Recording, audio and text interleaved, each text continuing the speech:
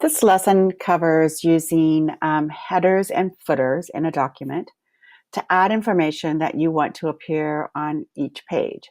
So the header of a document is the space at the top that's in the top margin. So this document is set up with 1-inch top and bottom margins. So that's where that information will appear. So I can find or turn that header footer on a couple different ways. So I can do insert header, and I see this little grayed out line. And now anything I type will appear up here in this top section. So you're to type in your name in the header of your document. If you're asking students to submit work, depending on how they're submitting it, you might want additional information like the period or the date, so it's up to you what you're asking for. As you noticed, I could, use my alignment tools and have my information aligned left, center, or right. Now, if I've done this correctly, my name is going to appear at the top of every page. Awesome. Okay, so that's the first part, is just adding your name in the header portion of your document. It's a special place on your document. Remember, it's in that top margin that you're not using. All right, so now the other part of this assignment is to add page numbering. So if you have a multi-page document, this is a really helpful tool.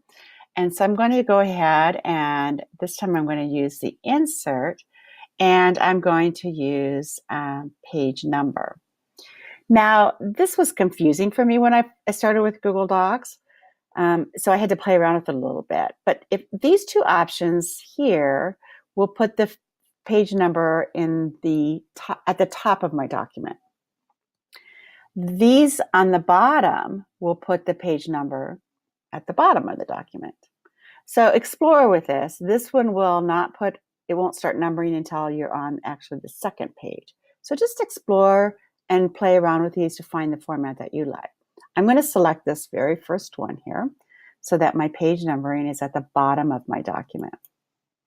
So what it's done is it automatically opened up the footer and it typed in the page number. So let me look and see if, again, is it doing it? Okay, yeah, page 1 to page 2, page 3. Okay, awesome.